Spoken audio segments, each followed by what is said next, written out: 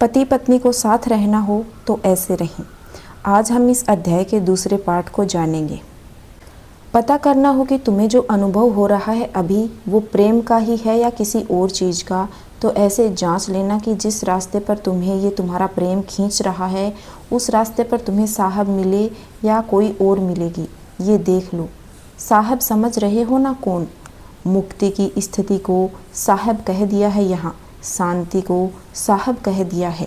हम तो प्रेम के नाम पर बंधन और पकड़ लेते हैं और जानने वाले समझा गए हैं कि प्रेम माने उधर को बढ़ा जिधर आज़ादी मिली हो। जिसके साथ रहने से आज़ादी मिल जाए बस वही प्रेम है। समझ रहे हो इस बात को? यहाँ मैं दोहराना चाहूँगी, जिसके साथ रहने से आज़ादी मिल जाए बस वही प्रेम के काबिल है। जिसके साथ रहने से बंधन बढ़ते हों, जान लेना कि वहाँ खतरा है।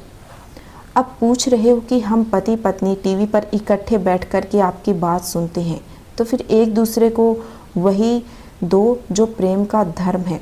प्रेम का धर्म है खुद आज़ाद रहना और दूसरे को आज़ादी देना, खुद शांत रहना और दूसरे को शांति देना। तुम अगर कहो कि किसी से तुम्हें प्रेम है और अगर तुम उसकी ज़िंदगी में दिन रात चकलस भर दो तो तुम प्रेमी नहीं हो, दुश्मन हो। लेकिन ज़्यादातर यही होता है प्रेम के नाम पर। आप अगर अपने चित्त को परखेंगे तो बड़े खेद की बात है कि आपको पता चलेगा कि आपको आपके दुश्मन से कम तनाव रहता है। आपका ज़्यादा सिरदर्द आपके चाहने वालों की वजह से है। बोलिए, ये बात सही है या नहीं? आपको आपके दुश्मन तो क्या ही तनाव देते होंगे, उनकी बड़ी हैसियत नहीं है। दुश्मन तो दूर बैठा है, ये जो हमारे प्रेमी जन हैं, स्वजन हैं, इन्होंने ही खोपड़ी खा रखी होती है। हाँ या ना? तो ये प्रेम की निशानी नहीं है, लेकिन हम कहते हैं यही तो प्रेम की बात है ना। सारा कूड़ा और किस पर डालेंगे? इंतज़ार करते हैं दिन भर वो लौट कर आए, और लौटा नहीं कि दिन भर का जितना कूड़ा था डाल दिया उसके सिर पर। इसी तरह से साहब जी बाहर थे तो अब बाहर तो हिम्मत नहीं है कि अपना सारा कूड़ा कचरा जहर किसी पर उलट दें, तो घर आते ही वहाँ पत्नी मिल गई, बच्चे मिल गए, उन पर उलट दिया। प्रेम के नाम पर ये सब चल रहा है। देखते नहीं हो, कोई अजनबी हो उससे तो ढंग से बात कर लेते हो। अजनबियों से कितना मुस्कुरा कर बात करोगे कि नहीं करोगे? और सब गाली गलौज फूहड़पन किसके लिए आरक्षित रखा है, जिसको अपना कहते हो। अनजान लोगों के सामने तो हमारी छवि आम तौर पर अच्छी ही रहती है कि नहीं? हमारी असलियत क्या है हमारे अपने जानते हैं। सारी नंगई हमारी वहीं दिखाई देती है।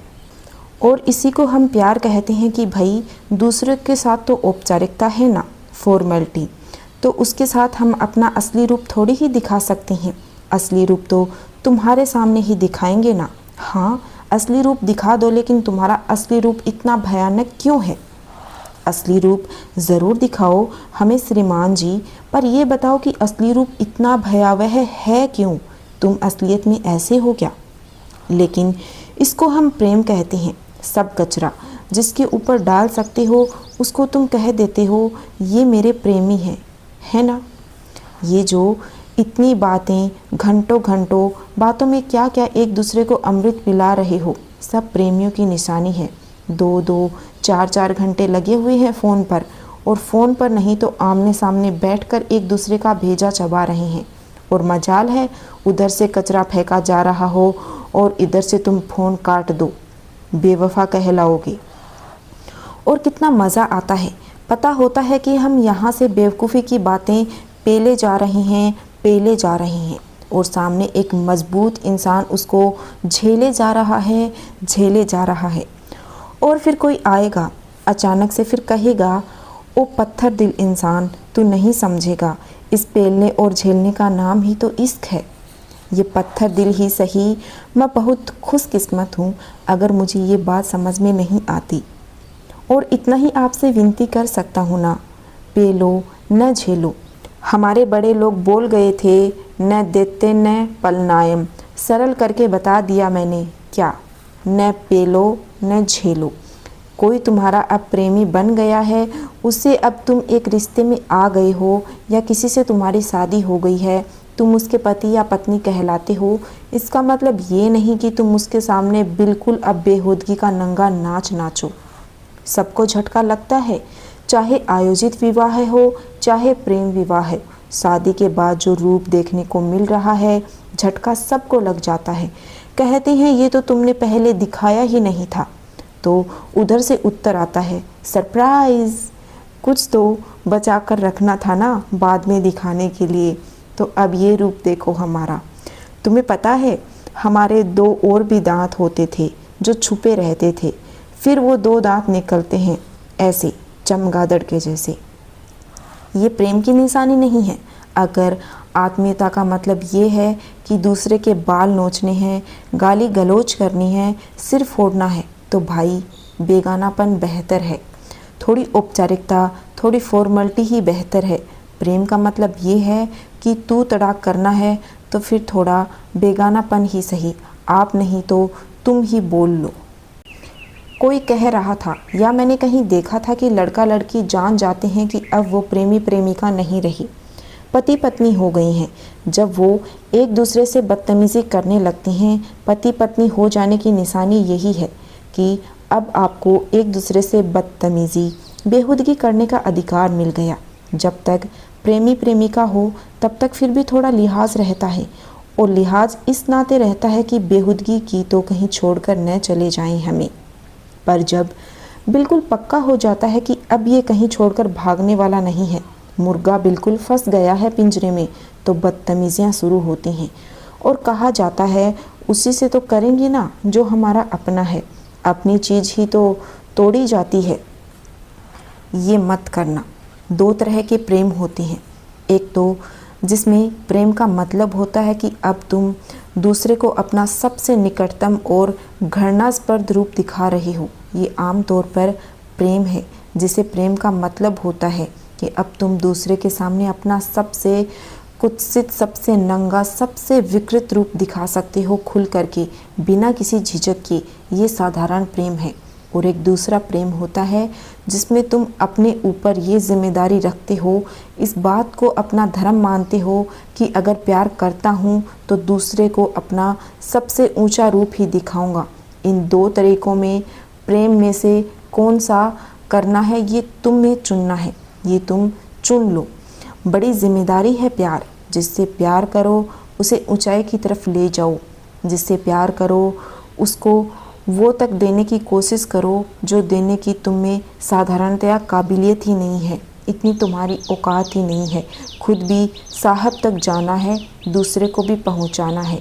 यही प्रेम है। हक भर नहीं जमाना, घमासान ही नहीं मचाना, साहब तक पहुंचाना है। प्रश्नकर्ता, प्रेम का मतलब एक दूसरे की बातें माने, जिसको प्रेम करो उसकी बातें माने, ऐसा मतलब हुआ? आचार्य जी, ये बोला क्या इतनी देर में मैंने? क्या कर रहे हो? प्रश्नकर्ता, मतलब हम आपसे प्यार करते हैं तो हम आपकी बातें माने, ऐसा हुआ ना? आचार्य जी, ये तुम मुझसे सवाल कर रहे हो या देवी जी को सुना रहे हो कि कहीं वो बार बार तुमसे आग्रह करती हो, देखो मुझसे प्यार करते हो तो मेरी बात मानो ना, मानो ना? तो वो सामने बैठी हैं, उनके कंधे पर रख कर चल दिया कर तुम। नहीं तो आपके प्रश्न का मेरी कही गई बात से कोई संबंध ही नहीं है। इतनी देर से मैंने क्या जरा भी ऐसा इशारा दिया कि दूसरे की बात मानने का नाम प्रेम है? ऐसा कहा क्या? तुम उसकी बातें मानो, वो तुम्हारी बातें माने, और दोनों की बातें आपस में मिलती नहीं तो लेना देना, ये दनादन क्या है ये? तुम अपनी बात मान पाए आज तक खुद? सुबह 5 बजे उठना हो, ये तुम्हारी अपनी बात हो। उठना है, सुबह 5 बजे उठना है, दौड़ लगानी है, कसरत करनी है, अपनी ही बात मान पाते हो? बताओ। करीब साल भर हो गया, अब पहले शिविर में आए थे तुम, तब से अब तक जो मैंने बातें कही वो मान ली नहीं ना? प्रश्नकर्ता, कोशिश की। आचार्य जी, कोशिश? यहाँ तो कोशिश शब्द ही बीच में आ गया। प्रश्नकर्ता, सुधार बहुत आया है, बदलाव आया है बहुत। आचार्य जी, सवाल ऐसे पूछ रहे हो, कह रहे हो सुधार आया है, इस गलतफहमी में कोई न रहे कि दूसरे की बातें मानने का नाम प्रेम है। इस गलतफहमी में न रहें कि अगर कोई तुमसे प्रेम करता है तो वो तुम्हारी बातें वगैरह मानेगा या तुम्हारी इच्छाएं पूरी करेगा। बड़ी से बड़ी गलतफहमी है, घातक। हम सोचते यही हैं, तू तो मुझसे प्यार करता है ना, तो तू मेरी सारी हरकत चाहत पूरी कर। तुझसे तो मैं जो कहूँ तुझे मानना पड़ेगा। तुम दिन को रात, अगर रात कहो तो हम रात ही मानेंगे। कतई ही ऐसी हो रही है बुद्धि तुम्हारी मोटी। और सामने आकर पूछो, सोनू मैं मोटी हो रही हूँ क्या? नहीं, तुम तो सूख कर कांटा हो गई हो। दूसरे की बात नहीं माननी, दूसरे तक सच की बात पहुँचानी है। अब उनमें दिल दुखता हो तो दुखे, घाटा होता हो तो हो। दमदार आदमी चाहिए सच बोलने के लिए, और बड़ा प्रेमपूर्ण आदमी चाहिए सच बोलने के लिए। दूसरे की हाँ में हाँ मिलाकर के दूसरे को धोखा दे देना बहुत ही आसान है कि नहीं? कोई आया आपके पास कोई मुद्दा लेकर के, आपने कहा हाँ बिल्कुल बिल्कुल। आपके पास कोई कह रहा हो, आपको पता है ना वो जो बगल की है ना मिसेज गुप्ता, बड़ी ही डाइन है। तुमने कहा बिल्कुल बिल्कुल, डाइन है डाइन। कह रहे हैं मुझसे उसकी बिल्कुल नहीं पटती। हाँ बिल्कुल वही डाइन है। ये तुम भला कर रहे हो, ये तुम भला कर रहे हो अपने चाहने वालों का। लेकिन इसमें आसानी बहुत है। तुम अपना काम करके जाओ और उधर से जो आवाज़ आ रही है तुम उसमें हाँ में हाँ मिलाते जाओ। कोई दुविधा नहीं, कोई तकलीफ़ नहीं होगी। लेकिन तुम यह कह रहे हो, मेरी बात सुनो भाई, ये जो लड़ाई होती है ना तुम्हारी और गुप्ता जी की, उसमें मुझे लगता है दोष दोनों तरफ से है। तो जैसे ही ये कहोगे अब तुम्हारे लिए झंझट खड़ा हो जाएगा, क्योंकि तुमने इधर का दोष भी बता दिया, अपनी तरफ का भी। प्रेम होता है ना, तब आदमी ये झंझट बर्दाश्त करने को तैयार होता है। तब आदमी कहता है कि झंझट खड़ा हो तो हो, बोलूँगा तो मैं सच ही। मुझे मालूम है मैंने सच बोला कि मेरे ही घर में बवंडर खड़ा हो जाएगा, लेकिन फिर भी मैं बोलूँगा तो मैं सच ही। सच इसलिए नहीं बोलूँगा कि मेरा अहंकार है, सच इसलिए बोलूँगा क्योंकि तुझसे प्यार है। लेकिन जब भी तुम सच बोलोगे उसको माना ऐसे ही जाएगा कि ये तो बड़े अहंकारी आदमी हैं, मेरा दिल दुखा रहे हैं। मैंने तो थोड़ी सी बात ही कही थी कि मेरी और गुप्ता जी की लड़ाई में गलती हमेशा गुप्ता जी की होती है। ये मेरी इतनी सी बात में भी राज़ी नहीं हो पाए, तुरंत मेरा ही दोष निकाल दिया। बोले कि नहीं देखो, जब तुम्हारी और मिसेस गुप्ता की लड़ाई होती है तो दोष दोनों तरफ का होता है। ये बहुत अहंकारी आदमी है, इसको तो बहुत मज़ा आता है मेरी खोट निकालने में। ये बात अहंकार की नहीं है, प्यार की है। तुमसे ज़रा कम प्यार करते हो तो तुम्हारी खोट नहीं निकालते। तुमसे अगर हम ज़रा भी कम प्यार करते तो तुम्हारे दोस्त तुमको नहीं बताते। बात बात में तुम्हारे दोस्त बताते हैं। तुम्हारे दोस्त बता बता कर तुम्हारी ही नज़रों में खुद बुरे बन जाते हैं, क्योंकि प्यार करते हैं तुमसे। आ रही है बात समझ में? ये अध्याय यहीं पर समाप्त होता है। अगर आपको और भी ऐसे अध्याय जानने हो तो चैनल को सब्सक्राइब कर लेना। वीडियो कैसा लगा हो कमेंट करके ज़रूर बता देना। Thank you.